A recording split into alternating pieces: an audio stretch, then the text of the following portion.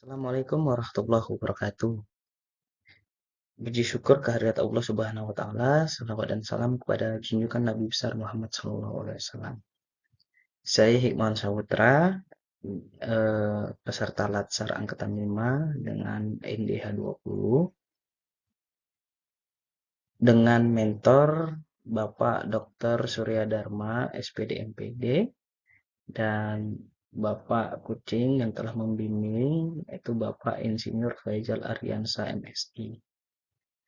Dalam proses rencana aktualisasi ini, saya mengambil tema tentang meningkatkan literasi membaca dan menulis mahasiswa melalui klinik literasi mahasiswa di jurusan PPKN Unimed.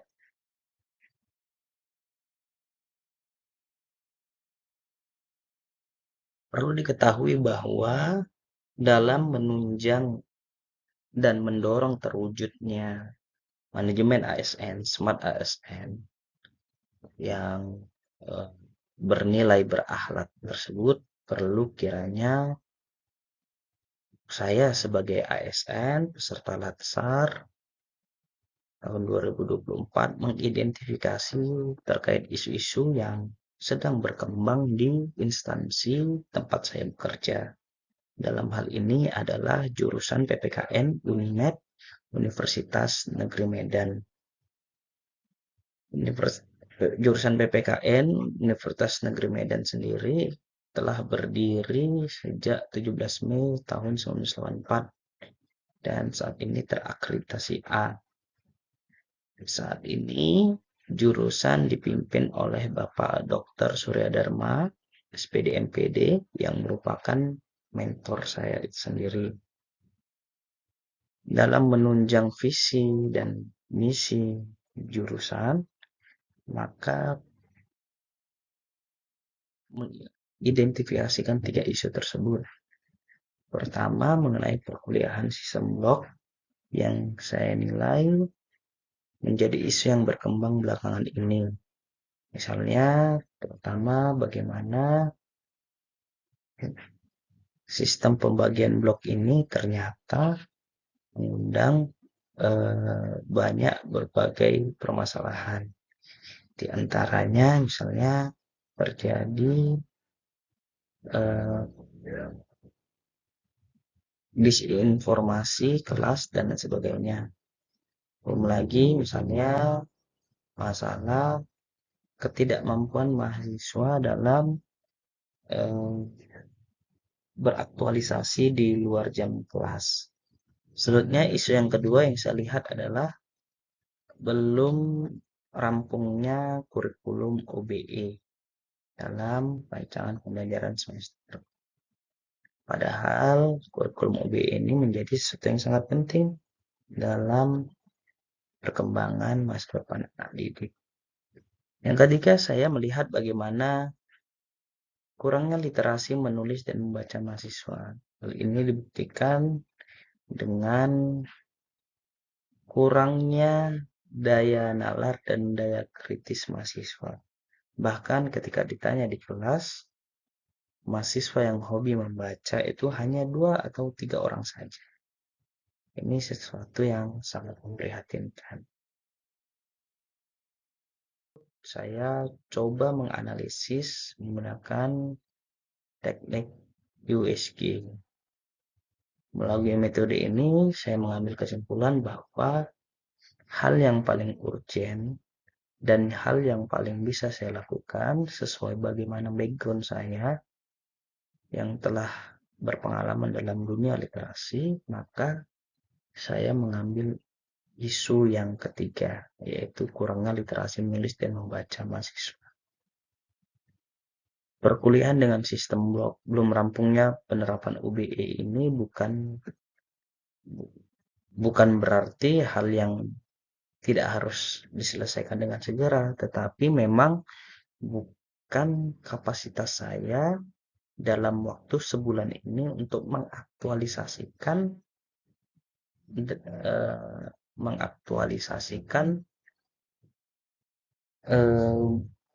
solusi-solusi yang ada.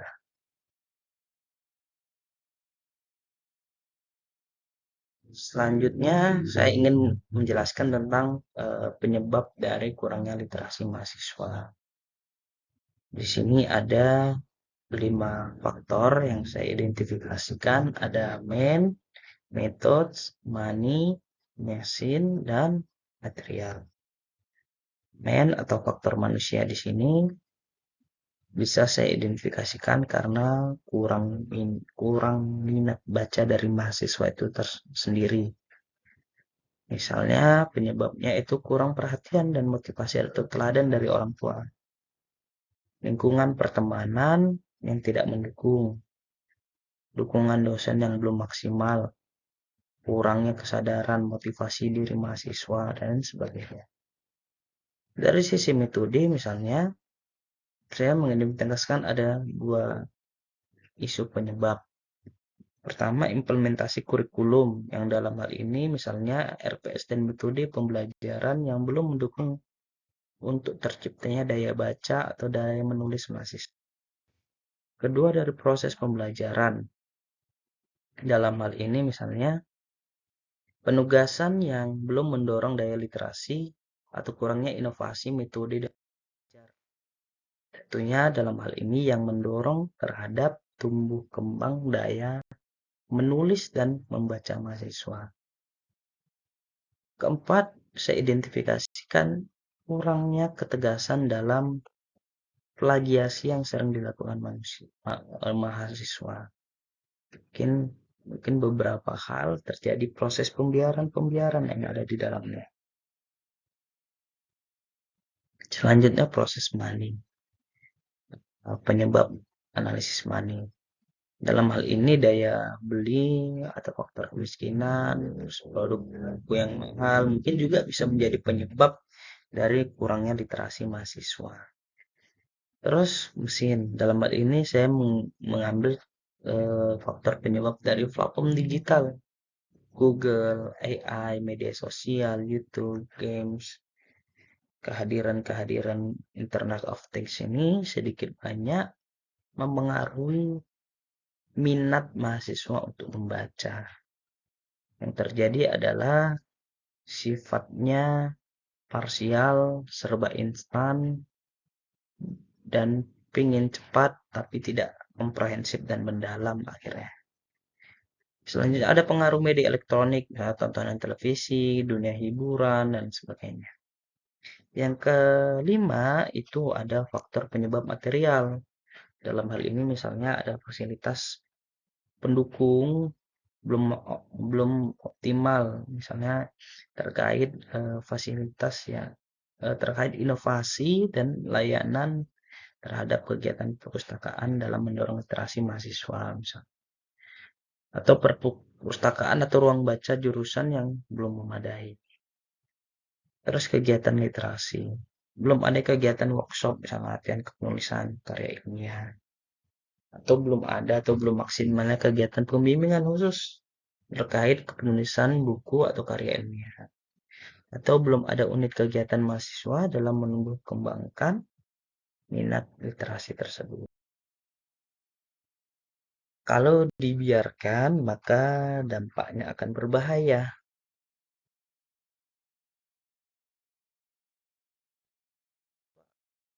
Untuk melakukan plagiasi, kurangnya kreativitas, lantas misalnya ya mendorong budaya malas. Ya akhirnya kita sulit untuk mengembangkan generasi emas bangsa Indonesia.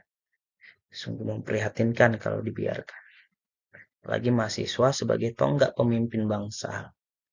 Maka dalam hal ini saya memberikan gagasan atau pemecahan isu tersebut, yaitu mencoba untuk mendirikan klinik literasi di jurusan PPKN Unmed. Tahapan kegiatannya pertama ada FGD. Dalam hal ini misalnya melakukan diskusi awal, melakukan aktualisasi, proses perizinan, atas mengumpulkan kelompok-kelompok dosen yang memiliki eh, concern yang sama, kepedulian yang sama untuk membangkitkan literasi mahasiswa. Lalu membentuk tim, menentukan, memetakan tim dan apa ya, melalui SK, lalu berdiskusi terkait rencana ke depan bagaimana. Kedua, penyediaan tempat ruangan. Dalam hal ini, ya perlu kami memperoleh izin setelah menggunakan ruang dosen tertentu untuk menjadi ruang klinik mahasiswa tersebut. Terus dalam hal ini juga kami berencana untuk menyusun terkait hal-hal yang dibutuhkan fasilitas atau aksesoris untuk mendukung kelas atau ruangan klinik literasi tersebut. Lalu mendokumentasikannya, melaporkannya kepada mentor, lalu ya tentunya ada peresmiannya. Selanjutnya sosialisasi. Dalam hal ini kami jajaran grup, jajaran dosen yang tergabung dalam grup klinik literasi ini mencoba untuk menyebarluaskan informasi tentang adanya klinik literasi mahasiswa ini, bisa melalui broadcast WhatsApp, surat pemberitahuan, papan pengumuman, dan sebagainya. Lantas, kami juga melakukan penjelasan kepada mahasiswa di kelas, atau bahkan dalam pertemuan insidental dan sebagainya. Selanjutnya, tahap yang keempat yaitu membentuk kelompok atau kelas baca menulis mahasiswa. Setelah mahasiswa dikumpulkan, maka kami memberikan arahan, memberikan masukan, bimbingan, lalu mengesahkan terhadap pembentukan kelas atau kelompok baca ini. Terus melakukan berbagai diskusi, analisis, kegiatan terkait tentang kegiatan-kegiatan literasi yang tentunya bisa menumbuh kembangkan minat literasi di antara mahasiswa tersebut.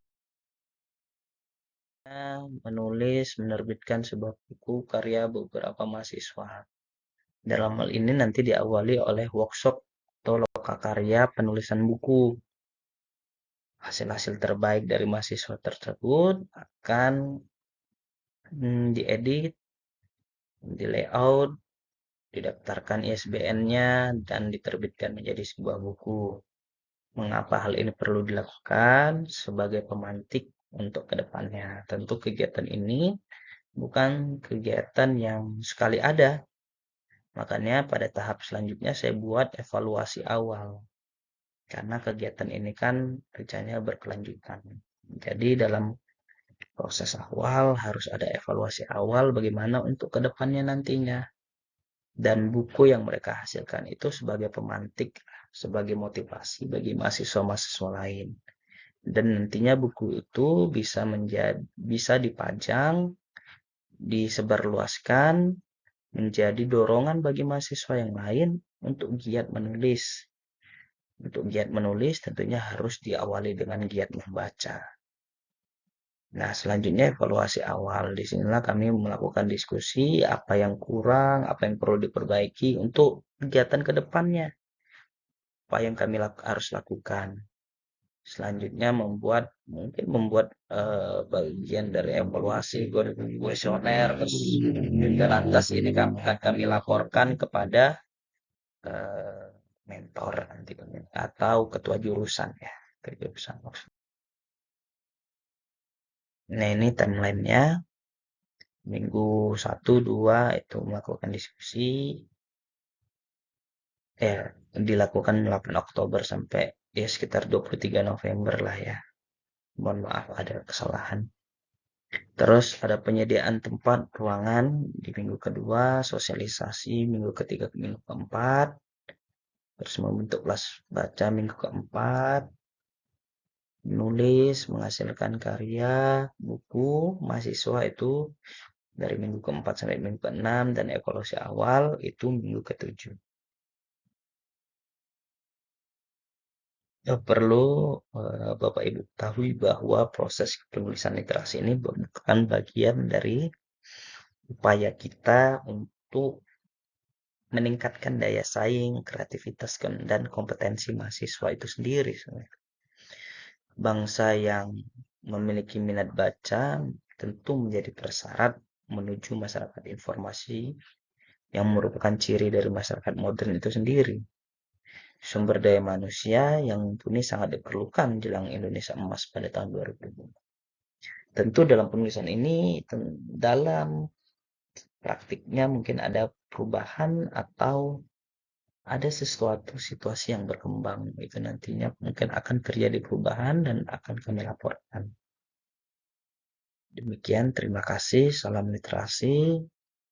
Ayo membaca. Assalamualaikum warahmatullahi wabarakatuh.